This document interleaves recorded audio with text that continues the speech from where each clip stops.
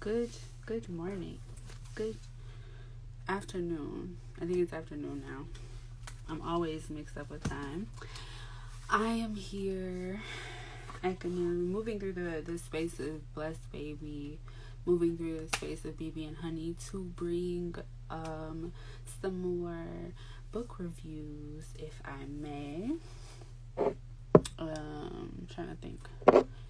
I want to bring forth some book reviews that I made. The last time that I was on here, I did graphic novels, and I said the next time it was going to be children's books, and I kept my word. I said that like the last time the library had closed down, but now it's back open. And so I took the liberty on Tuesday morning to go into the library, which is like one of my favorite things to do. My pastime, my little love bunch for myself is to go into the library, just get real relaxed, get real calm, and then just like allow the library or kind of books to call out to me. And it's so many, but I seem... What happens when I do that is that I end up finding some really amazing, or at least some insightful books. It encourages my learning in some way. But before I get into that, the books that I got from the library, my little library haul, and the children's books that I got from there, I want to get into this book that I read. I gotta take this filter off because when I post this, no one will be able to see the colors, and that's not fair. Whew, I didn't want to fall. So, I guess we'll give myself some freckles today. Okay. Alright. Or whatever this is. I don't know what this is, but I can see the color now. So yes, With the Fire on High by Elizabeth Acevado, I think. Acevado. I did not look up how to pronounce her name. Yes. I did not look up how to pronounce her name, but here she is in the back. Just a shout out to that. This cover keeps sliding off. But maybe that's on purpose here. Hold on. I've never seen this. Yes. A friend sent me this book. So I didn't get this book from the library, actually. A friend sent this to me probably last year. And so it's been on my shelf for me to read. And so I finally picked it up over the last 2 weeks and read it. It's more of a teen novel. I'm trying to see if that's how it's classified. Yep, it's like a teen kind of novel, which I do appreciate reading, because obviously the reading style is going to be formatted in a way that is kind of understood by kind of the teenage perspective, or understanding what is typical of the teenage perspective. And so it kind of invigorates a feeling within me. But this book, With the Fire on High, is talking about a young, I want to say in the story, she's like 17 going on 18. She's in her last year of high school. But a young teenage mother, Imani Santiago, who has a very complicated, like familial, not complicated, but a difference, let's use that word, a different kind of relationship with her family. But it centers her kind of journey and walk through, not necessarily as a teenage mother, which is a very key centerpiece like within the story. So like it's something that doesn't go away. It's not something that you can ever forget. However, it still highlights her life as like a teen and like wanting to make all of these decisions. Like once again, she's graduating from high school, and what she wants to do next. And what she wants to do what she feels so connected to outside of her motherhood. I'm gonna turn, I don't like this filter, but let me turn on these lights. But outside, well, what she wants to do in terms of like herself outside of motherhood relies on cooking and her love for cooking and creating things. Her love for it, but like what it's called throughout the story is like her magic hands, like her connection and her ability to tell stories and to bring people to a very specific time and place through her cooking. And I have to say I loved this story. I really connected with this piece just because I love to cook myself, and like I like the way that the story tells itself and like how Imani interacts with the food that she's cooking and like that internal dialogue that gets like talked about here. So like those inside conversations that Imani is having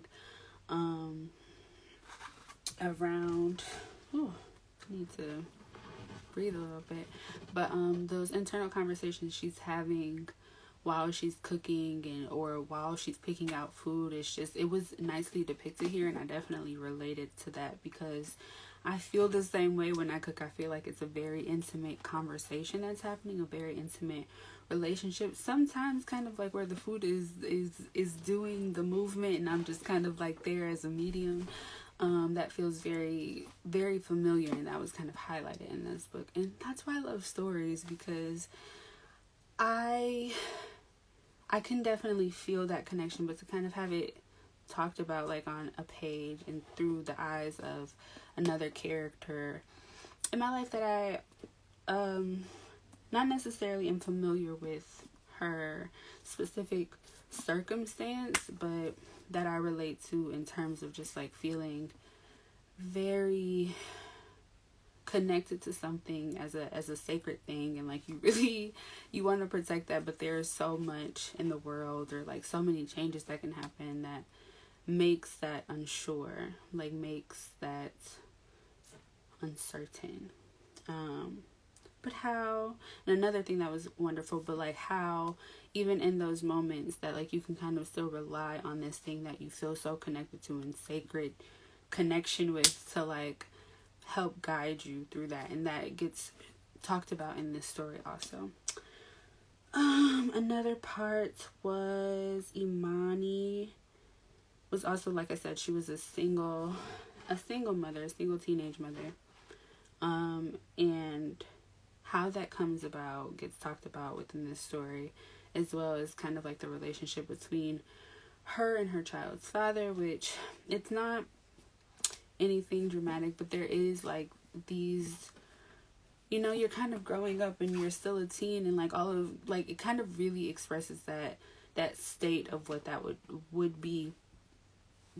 And so I suppose but how they really they don't go into the greatest detail, but it is at least expressed within the story, her relationship to her child's father and how that plays into the changes that she's moving through as well.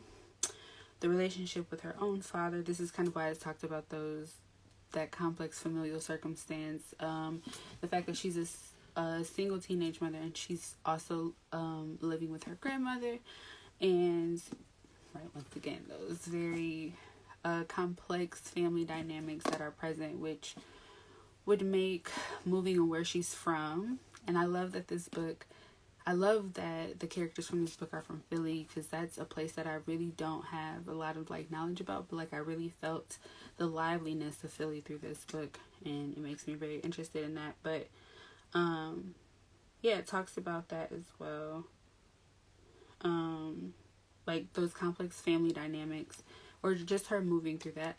And as well as like in her last year of school, she's meeting someone new, kind of I want to say a romantic counterpart. So there is a center of romance in these stories, and in this story, and I sometimes fight with that, in books. I sometimes fight with kind of like this very normative story, but I think that this, in particular, reading about Imani meeting, you know, getting to know this new guy and how they're deciding to kind of like take that road, considering where Imani is coming from, considering Imani's situation, considering this new person's situation.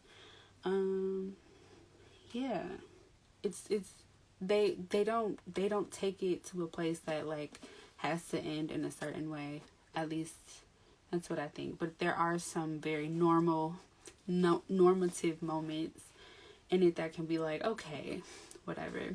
But I do like the giddy feeling of just like people meeting and connecting and really genuinely showing up in a way that like allows for genuine friendship to be had first. And I think that with this, how they talk about how Imani and the character's name is Malachi. I don't know if that's spoiling anything, but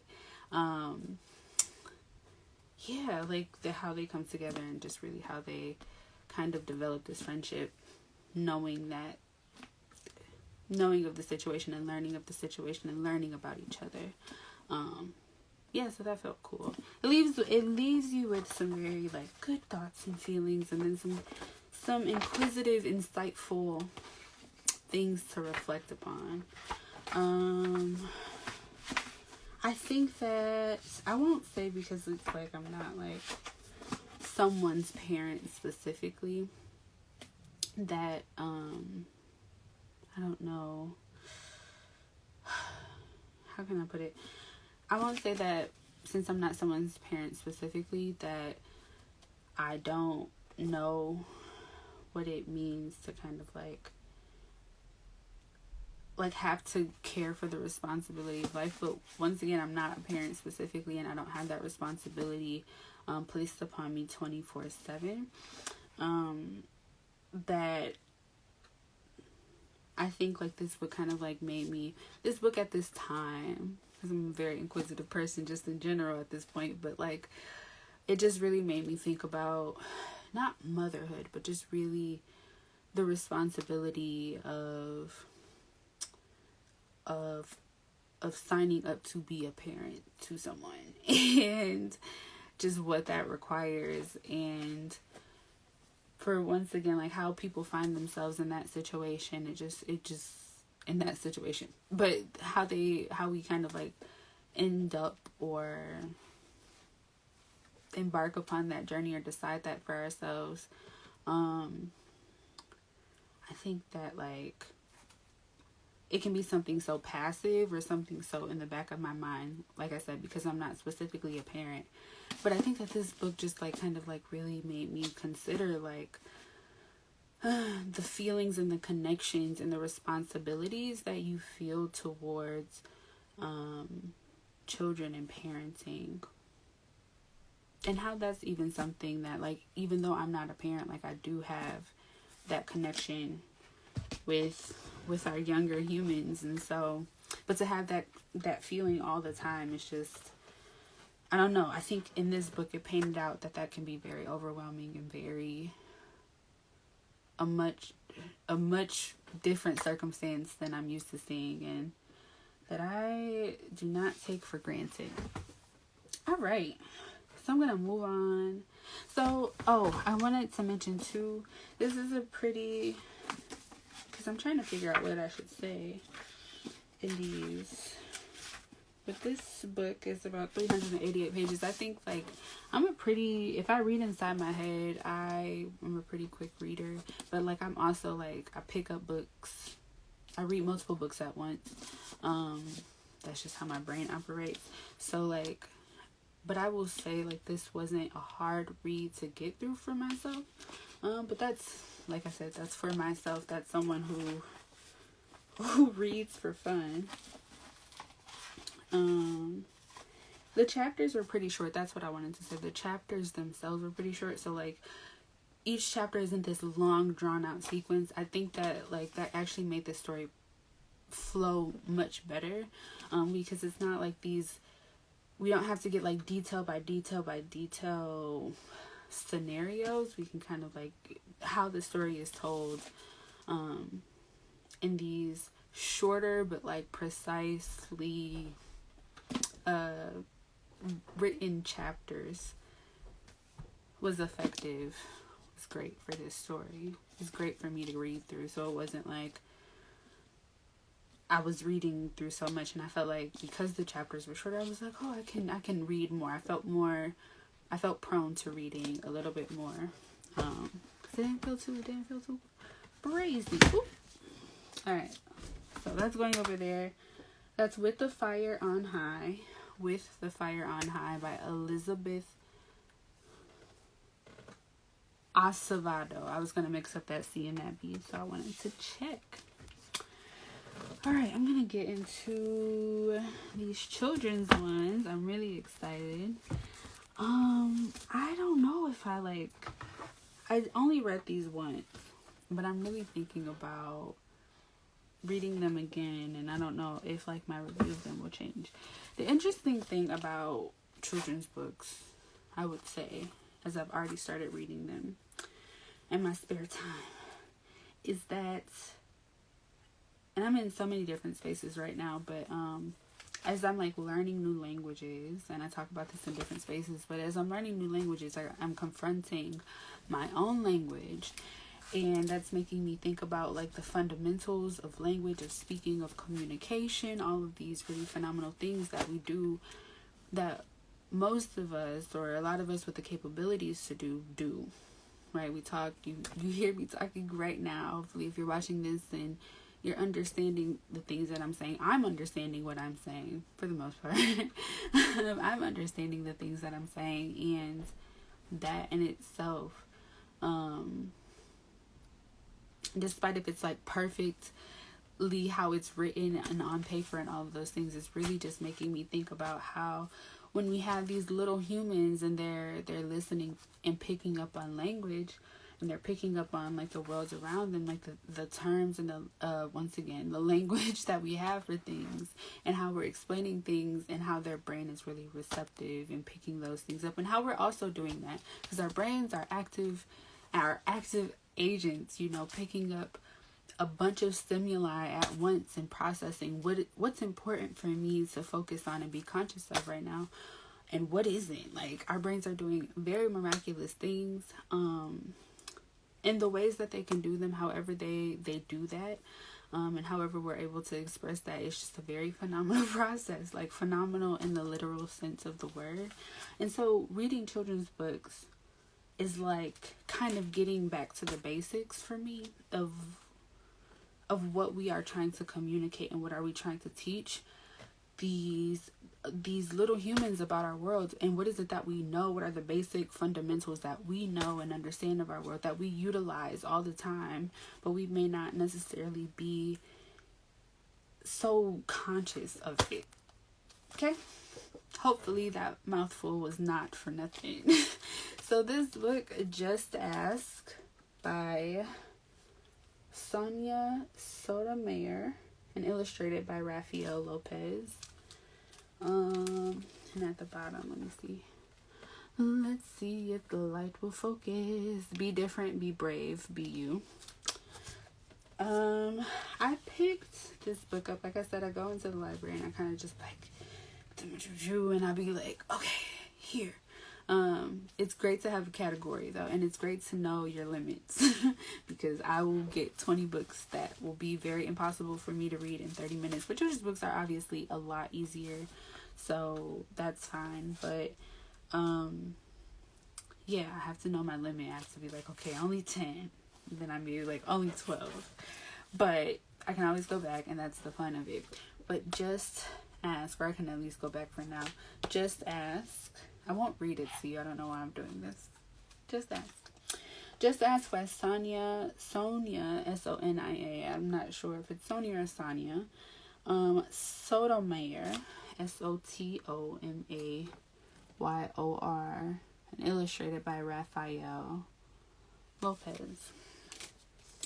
But yeah, I picked up this book because I really loved the animated cover. Like, I was like, oh, this is really great, and I feel like this just felt like a title or something that I should read. And then I always kind of like flip through. Maybe I'm like, okay.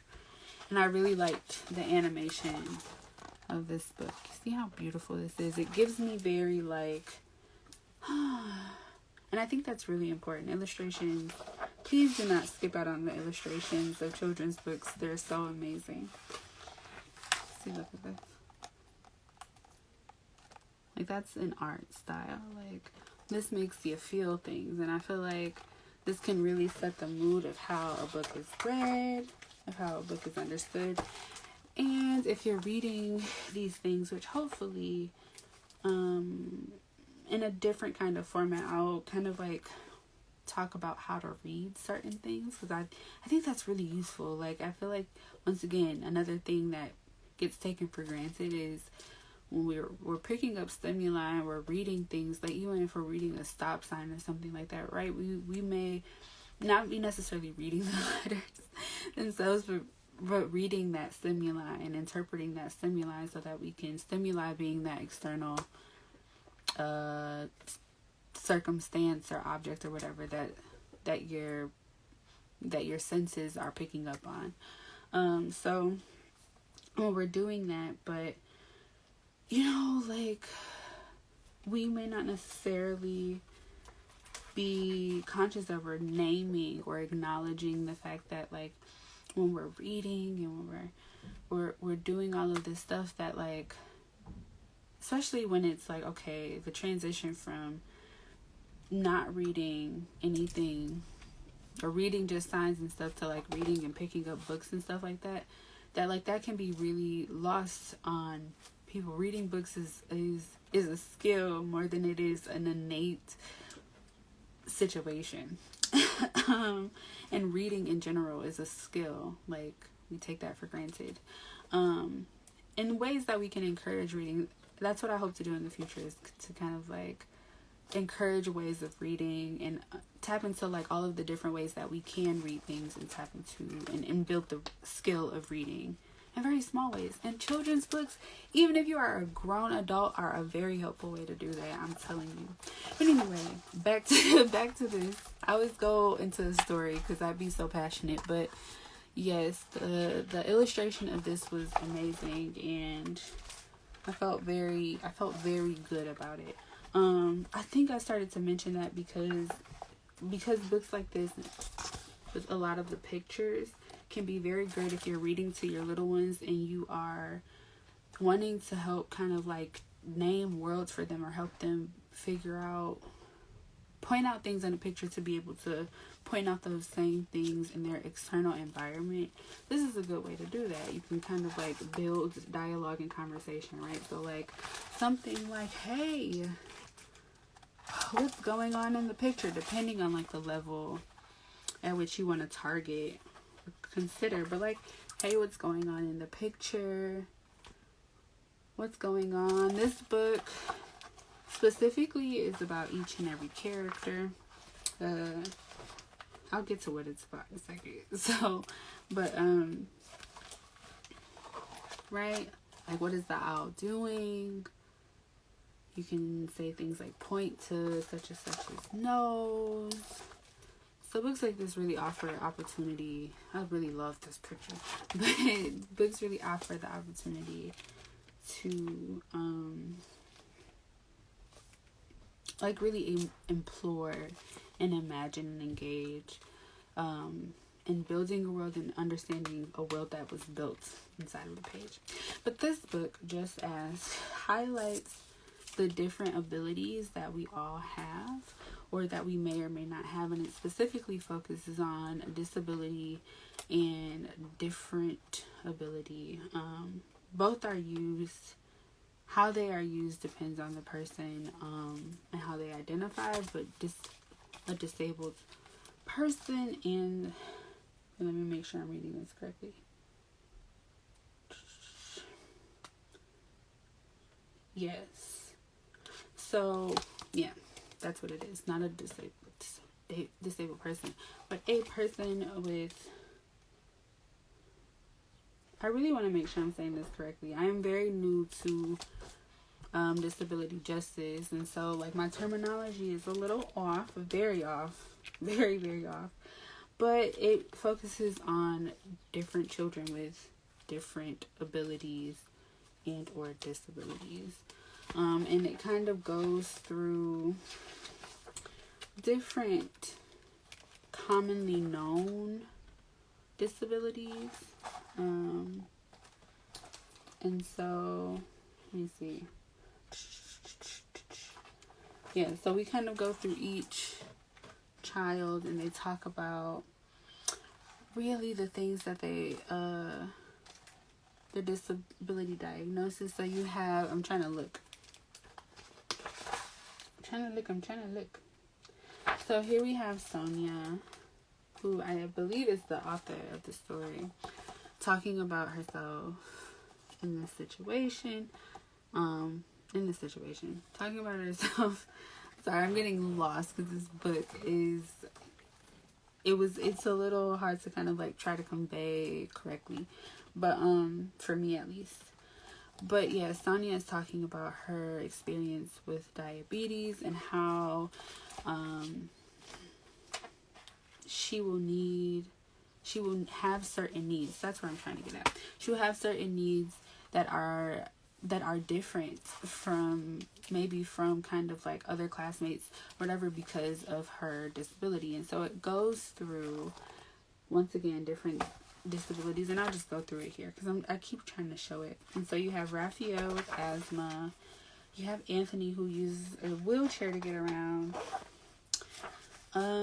Madison who is blind, Vijay who is deaf, Bianca who has dyslexia, Jordan who has autism.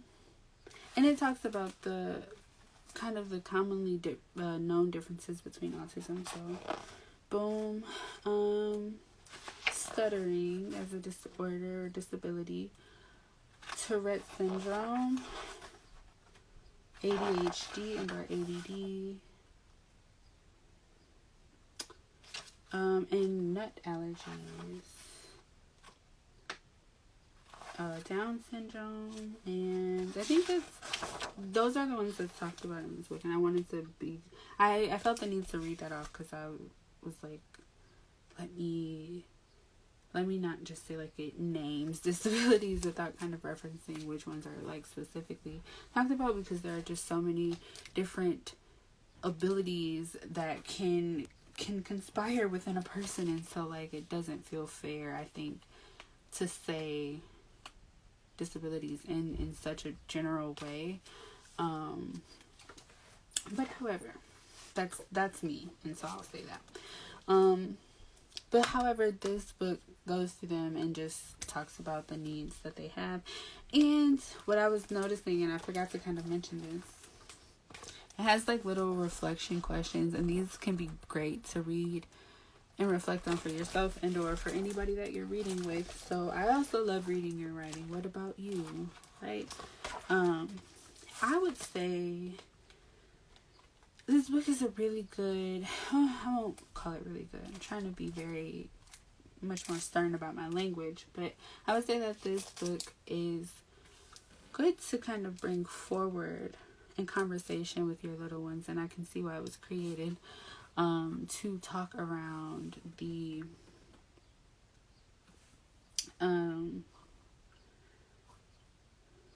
disabilities. Why did I forget that word? To talk about the disabilities and kind of the different abilities that folks may have if they are going to interact in a class setting, or if they're going to interact in social situations, right? So they can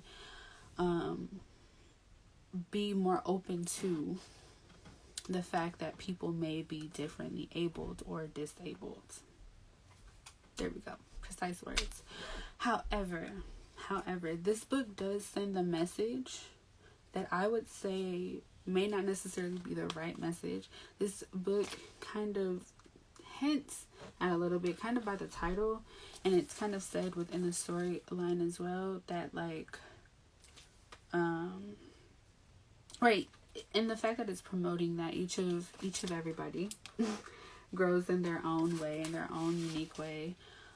It's saying that if you do not know, ask. And it can be, I want to be clear, because like some folks may not necessarily be able to speak or express their disability for whatever reason, and so kind of taking the approach that like just because you may be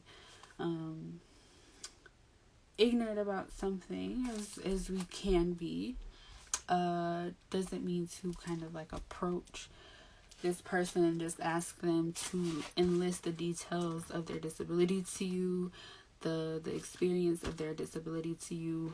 That, I will say, is not something that I would promote at all, because like, just once again, if you do not have that kind of relationship with that person, or if that person has not disclosed to you that that's something that they would like to do for themselves, or you know, it's not a need to know thing, I wouldn't ask. I wouldn't say just ask.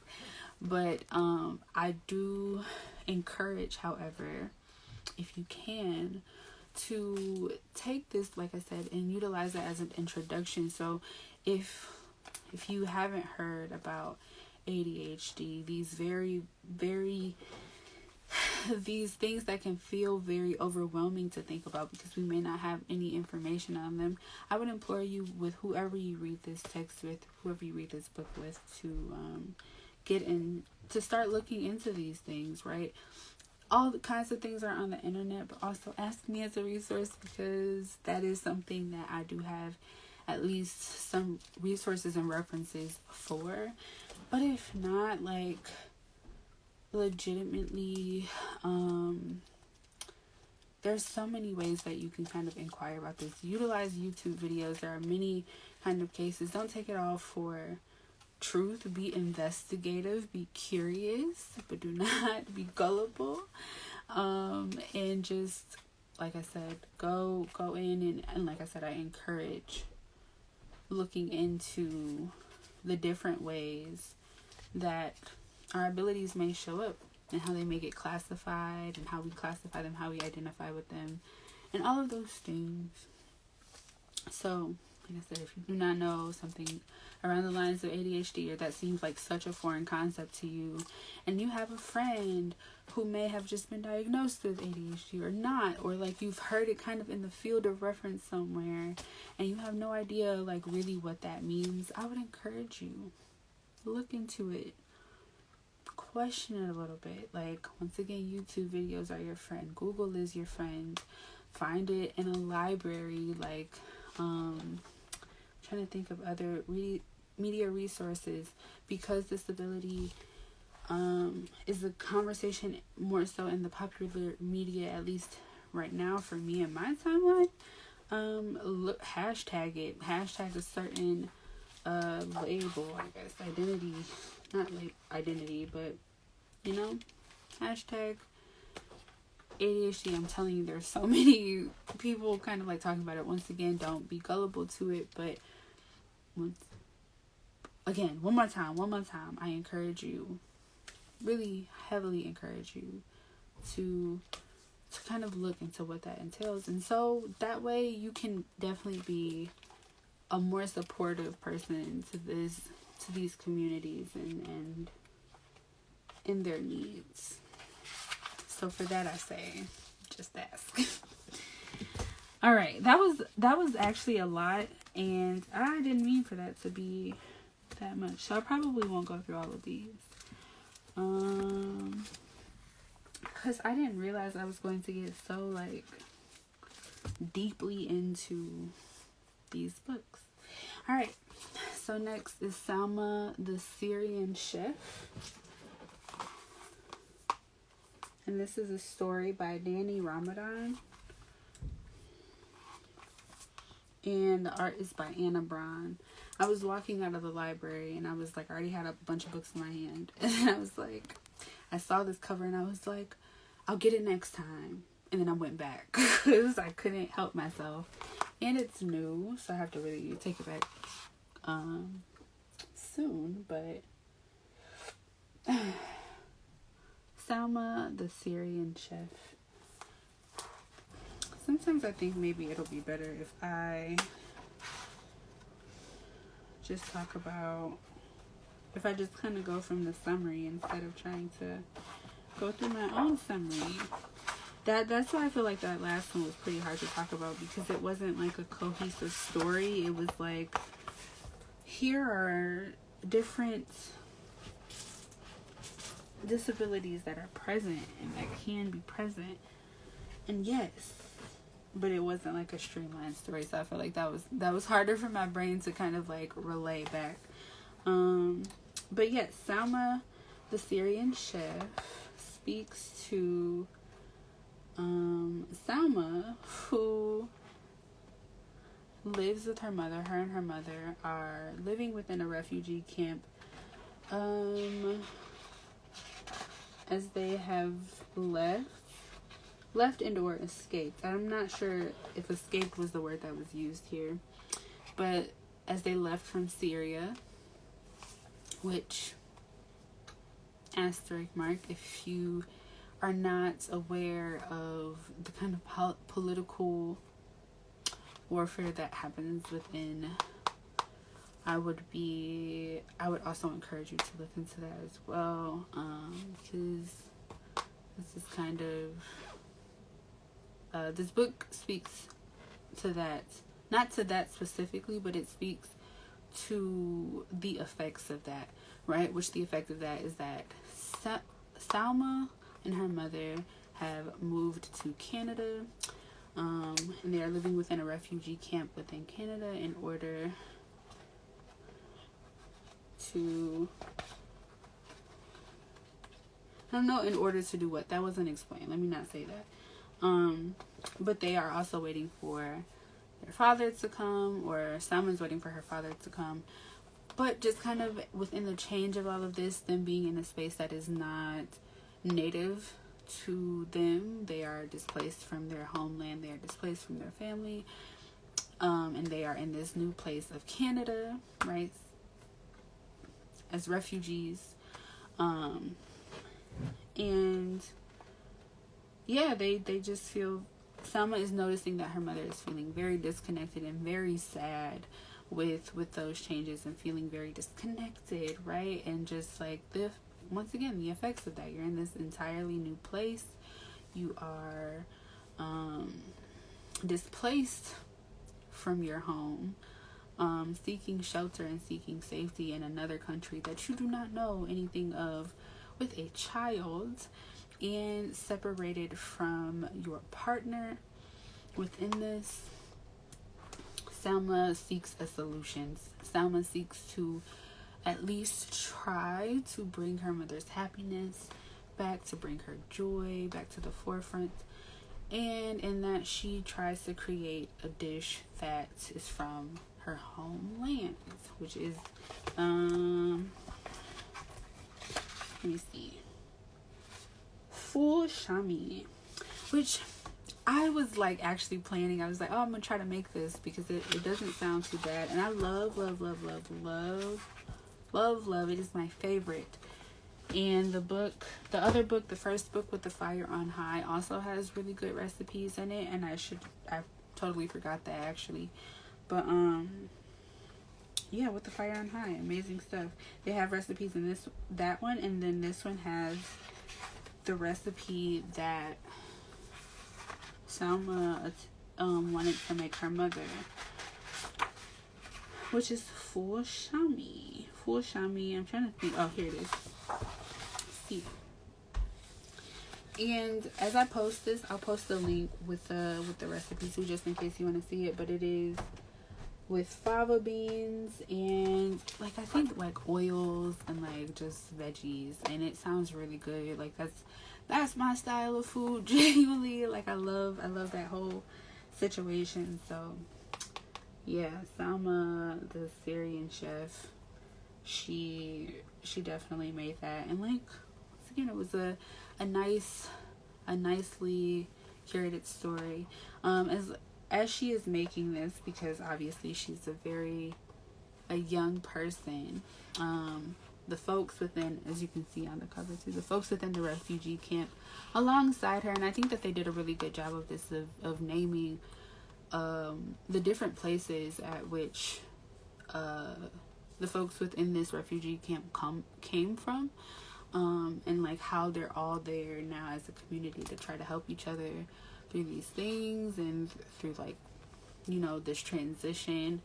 And so yeah, like it was really nice to kind of like walk through Salma as she was like moving through these people helping her in order to make this dish to make her mom happy. So yes, that was a good one. See, that one was easier. That was like duh. Alright, I'm gonna do 2 more. I wasn't gonna do all 4 because I was like, I'm getting a little tired. And I made a mistake and put my water over there, so I've been thirsty this entire time. But here is In Between Things by Priscilla Tay. Priscillatey.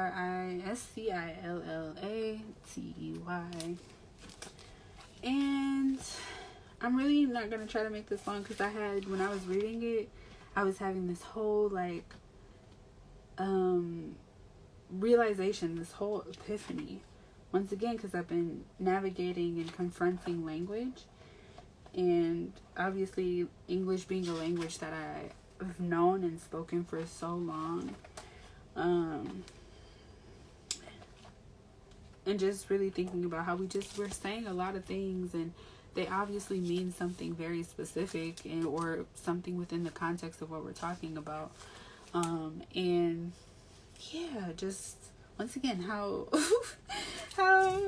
we just saying things. So, and kind of like the different parts, that's what I'm trying to get at. The different parts of language, the different words and how those words are classified, right? So this word specifically, in between things, right? This is considered an adverb, between more so than anything, but an adverb that signifies, and I went through I was like typing so fast, an adverb that signifies a relationship between 2 objects,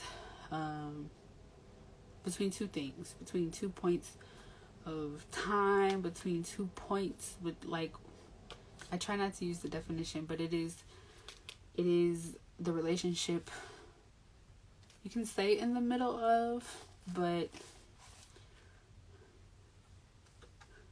that exists within the relationship, within the 2 things that the relationship is speaking of, right? And so that happens within our physical world, right? Like if we're trying to point out something, and they did this really well within the book. And I thought this was a good book to kind of like introduce that kind of concept to our younger babies who may not know it just yet, but also to kind of like bring it to mind, right? So like you have in between, so like they kind of ask you like, what's in between the cat and the floor? What's in between, you know, the chair and the parrot? Like, yeah, all of those things, right? And so just really how we utilize this language of in between. Like if you said between, kind of isolated from, without kind of like talking about the relationship of 2 things, we'd be like, what? Like what are you really saying? But between has a meaning that we may often utilize to signify the relationship or point to kind of the gray area or the middle area that we're trying to reference, and the existence of 2 things that are in relationship with each other. It's so interesting. It's like my mind was like, we really speak English, and there's a whole structure around it, and there's a whole way that it's spoken that like actually makes sense, right? So like just even on this page, between the floor and the ground below, right? So if I'm saying between the floor and the ground, right, that lets you know that there's a relationship between the floor and the ground, which is hard to see. Floor and the ground, right? And that there's something that we're referencing within the middle of this. And so like it's really good, like if you're reading with someone else, or you're trying to like build your understanding of reading, your conceptual learning, right? Like you can be like, okay, the pipes are in between the floor and the ground. You can be very descriptive. The pipes are in between the floor and the ground. Babies love prompts. You can even move their finger. But yes, the dog is in between. Like, you can do this whole thing, but it just really made me go bonkers in my mind with how this is a word that's used. An adverb, nonetheless. And we utilize adverbs all the time, which is kind of like an additional to a verb to kind of like give, right, even greater context, right, on top of the thing, right? On top tells you something. It gives you a particular understanding, a particular concept. I will not go into English grammar today, but this is in between things. It gets a little wonkier at the end, so I would say like you read this a little bit slower so you can understand what's really being said, because then it talks about in between, and once again, it just gets really, I don't know how else to explain it. It just gets really wonky. This page in particular. Cross and in between, like, and I feel like because this was a word that was getting said multiple times as I was reading it. It's like that phenomenon that happens, like if you say a word too many times, it's like, is this a word? So I feel like it was getting wonky in that way for me, where I was like, I am saying between way too much, and I'm not even understanding. I'm no longer understanding even what the word means anymore. So yes, In Between by Priscilla Tay. I think I got it for the animation too. Oh, I didn't talk about the animation for Syrian. Salma and the... See, I'm messing up. This is only my third one, y'all, so it is what it is. But let me go back to Salma's illustrations were very, like, neat and cute. It gave me, like, I don't know, it gave me, like, comic book style, but the colors of it really popped. I really liked the illustration of Salma. The character kind of resembles a softness but a precision to it. It's a very clear picture. Alright. And with In Between, kind of, but it's a lot more fuzzier. It's more about like the colors and like the overall scene, I feel like, in my mind. And granted, you have very defined shapes, like you have this couch, but you see this playfulness with patterns, if you can like look at more, like you with kind of like dimensions, and it doesn't feel like Salma was definitely like more 2D, I would say. 3D, but yeah, it was more 2D, but there was some depth, but it was very straight to the point and forward. This is like there's like more depth and like less precision. I don't know how I'm getting like these kinds of terminologies, but yeah, it's pretty good. See, you have less precision in this cat's face, but it's like you got all this fur and stuff. Alright, so I have one more. Lili Macaroni by Nicole Testa. Illustrated by Annie Boulange.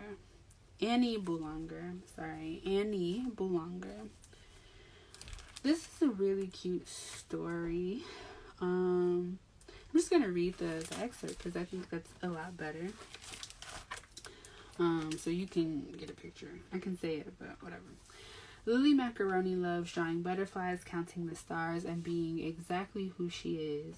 Lili Macaroni. That is, until she starts kindergarten. There her classmates tell her that her hair is like a pumpkin, her eyes are squinty blueberries, and her laugh is like a parrot's squawk. She has never felt such unhappiness before. It makes her want to erase herself and draw a brand new Lili. Then she reconsiders. Does she really want to erase her hair that's just like mom's? Her eyes just like grandma's? Her grandpa's infectious laugh? With her parents' help, she creates a polka dotted butterfly to wear at her collar, publicly announcing her own resilience and symbolically letting her sorrows be flown away. And when she explains the butterfly to her classmates, Lili discovers she has begun a powerful conversation and that everyone has some trouble to be carried away on butterfly wings. And that's why I read it, because I felt like that was a better description than anything I probably could have replicated. And I thought that this was a really cute and great book that once again spoke about that symbolic meaning of like having this symbol, this thing there with you to help you kind of see your troubles fly away, right? Kind of talks about how like there are no polka dotted butterflies, and so she's created this polka dotted butterfly to be a symbol of a butterfly that specifically acts with the purpose to take your sorrows away, to take whatever troubles you and give them reprieve from yourself from a little bit.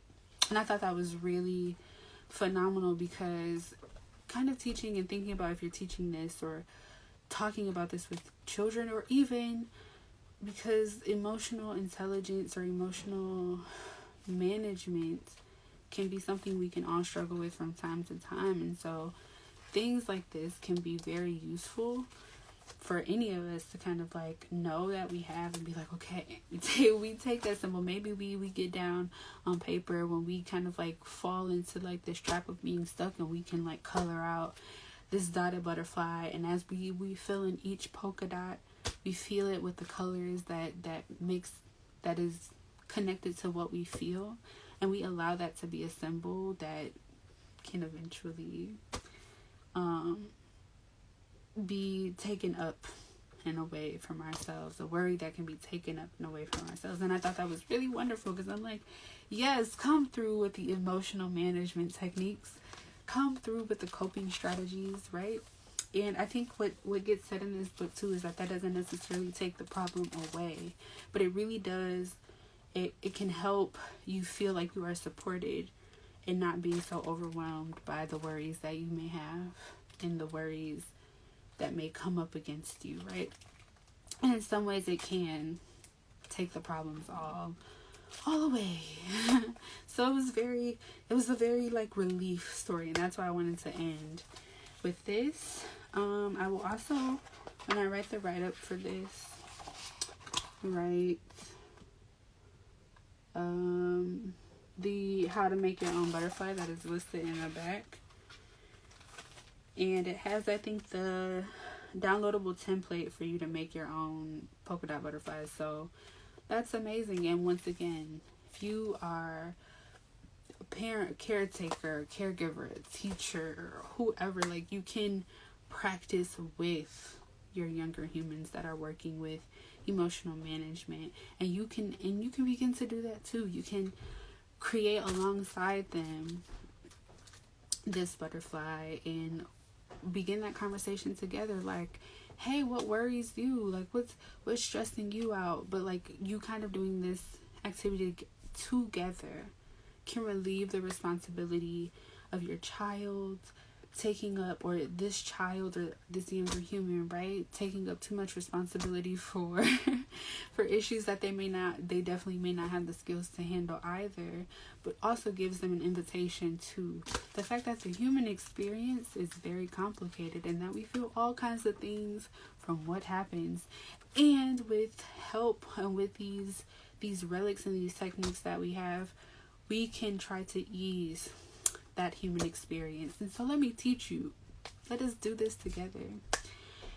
And with that, I'm going to show you the illustrations of this, which this was giving me like Disney. For whatever reason, this is giving me Disney. But so you can see, this is pretty.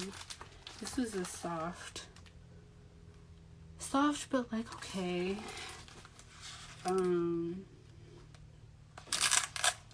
Because I feel like the characters aren't like in the forefront, right? It's not about the characters being in the forefront. It's more so about the scenes. So it feels softer in that way, because it's not like, even though the story is about Lili Macaroni, just her herself. She's in the story, obviously. We're following her around, but it is not like necessarily directing her in the story. She's kind of like a part of the scene, and she's a part of telling the story of the scene rather than kind of like narrating the scenes themselves, if that makes sense. So the illustration of this depicts just that.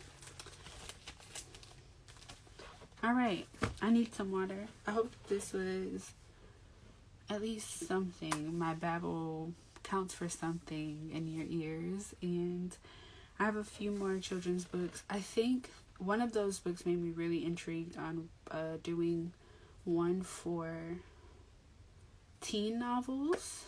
With the Fire on High made me want to do more teen novels. And I'm thinking sci-fi, so maybe I'll get into that. But I have a few more children's books. I'll probably kind of stay within this children's books thing because it has my family pretty interested, and I think that that's cool. But I think the next one that I do will probably be a longer rant because I will be talking about textbooks, and